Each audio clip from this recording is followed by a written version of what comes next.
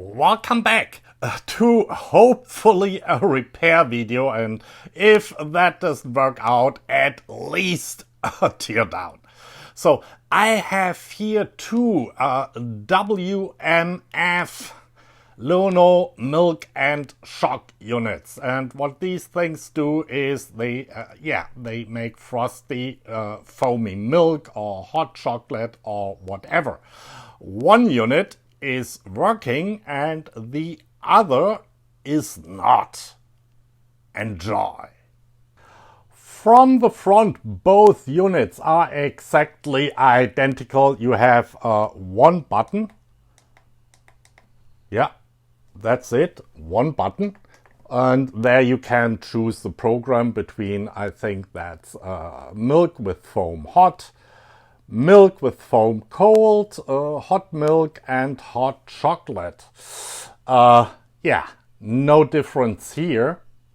The back of the units is also completely identical. From the top there's also absolutely no difference. There is a little switch here where the unit can sense if you have that thing in or not. Yeah, testing if it can really heat up stuff or if it's just melting itself. Also, absolutely no difference here at the bottom. The type labels are exactly the same. Almost. Let's zoom into the details. So the type labels are exactly identical. Okay, so WMF Lono Milk Choc, 220 to 240 volts, 50 to 60 hertz, 650 watts, and type number 0413170011. And of course, it's all approved and safe. However, here at that barcode, there's a little difference, and if I look at it right, it's just that last digit here, which is on the defect unit 4 and on the working unit 3. But that's it. I plugged in both units and I will switch on now the power. Okay, they both came on, no problem so far. Now I put the pod, or whatever you want to call it, on the working unit, and I have a little bit of water in it. And now we should be able, by pressing here, to select a program, let's say hot milk, and then it starts working. There it's swirling away. That's of course magnetically coupled. There is no through hole, and it should also get warmer. Well, after a while. We'll see. I let that finish the program, and then we'll try the other unit. After the program is done, the white light goes off, and we have the red ready light again. And this should be, it feels a little bit warmer. Okay, let me get some cold water for the second unit. And please note the fan at the back. We saw the slots. That is still working after the program is finished. So it's cooling down its internals, I guess. Now the second unit has some water in here. Let's see what it does. Okay, choosing the program.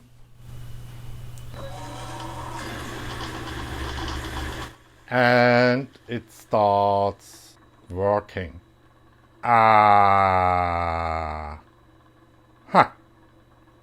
That's interesting. I mean, everything is working. I can hear it happily swirling away, and I can't really feel it yet, but I guess it's getting warmer by the second. We'll see. We just let the program run. It's just a minute or two. It's definitely also heating up because, it's fogging up the transparent lid here. And we're done. And it's definitely warm. And the fan blows afterwards. like in the walking unit, or, well,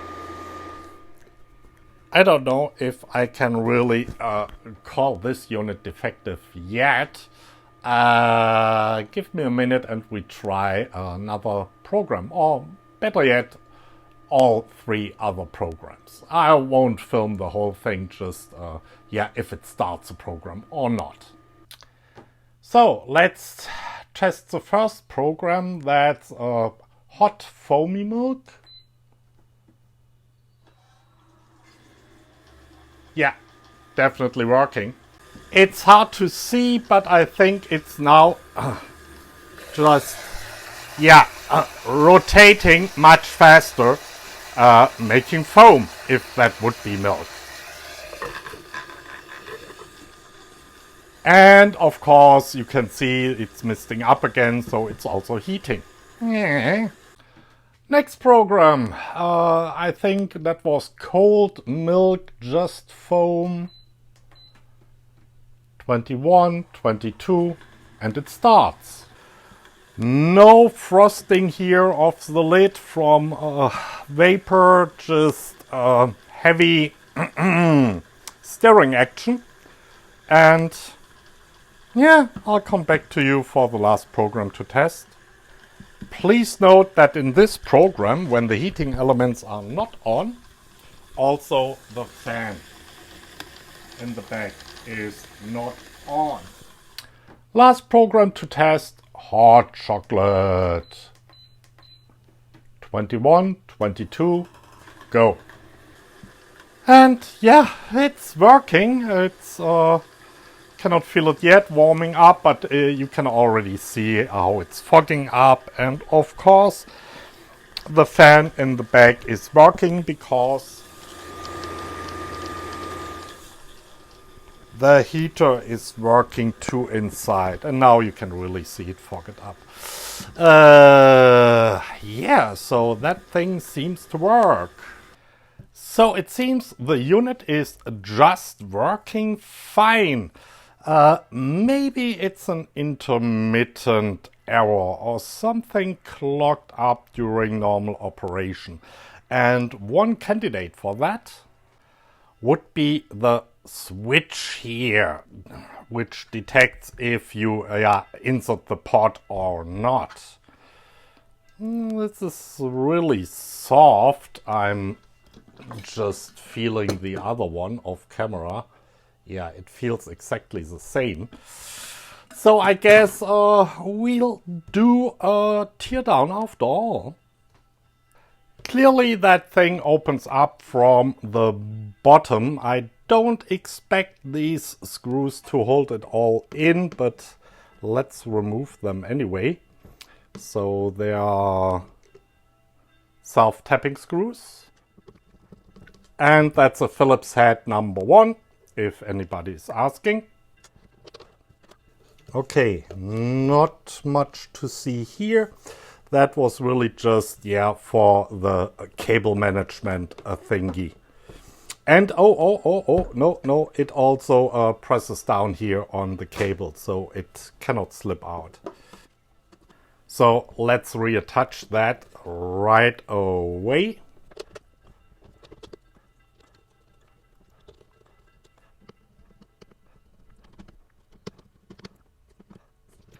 And let's try to remove the usual suspects, the feet, which will probably be hiding 4 screws, I guess. Yes, I'm right about that. And they are not glued in. They are quite massive silicone feet. So very nice service-wise. Okay, 4 screws, and this doesn't go in here.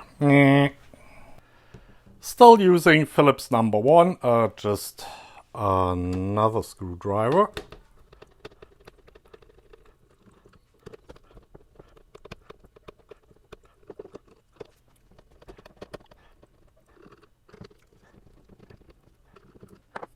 And now I guess, that's easy. far too easy. That comes off and we're in. The PCB is all shiny, meaning there is some conformal coating on here. And as far as I can see, I can read absolutely no chip identifiers, so sorry for that.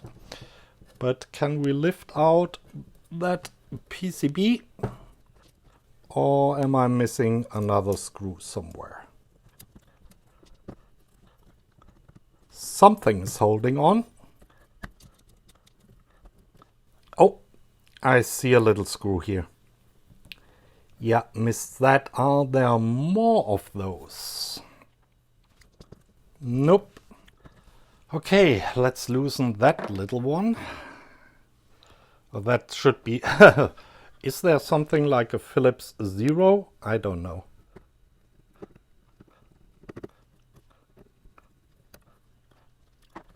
Okay, now it should lift out, and it kinda does, but not really. Still hanging somewhere. Yeah.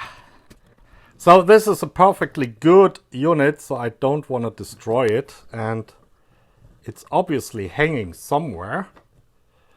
Cannot really tell you where, but I guess, yeah, looking at this cable here, that is soldered on and holding us back, but we can have a wee bit of an inside. So we are here at the front, and down there is the PCB for the user interface. You see I think total of 5 LEDs and that button. And at the back there's the cooling fan, and there is a rather large heatsink, and that's it. I have absolutely no idea how to get that PCB out without desoldering stuff. And I won't do that because obviously it's working. I don't want to break it. Sorry for that. This is a very short and not very satisfying video. So yeah, let's put everything back together. First, seat the PCB again where it belongs. Yeah, there's not much wiggle room in here.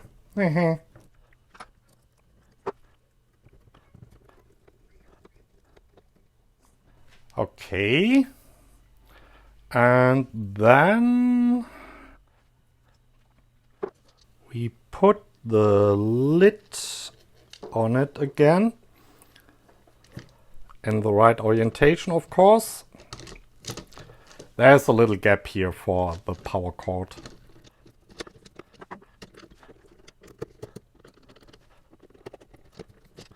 Okay, I have to get the screws out because it's not sitting down correctly with the screws in.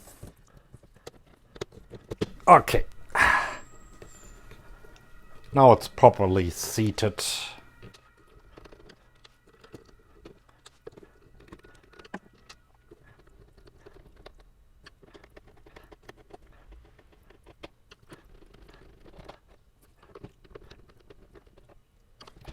And the 3 silicon feet, 4 silicon feet.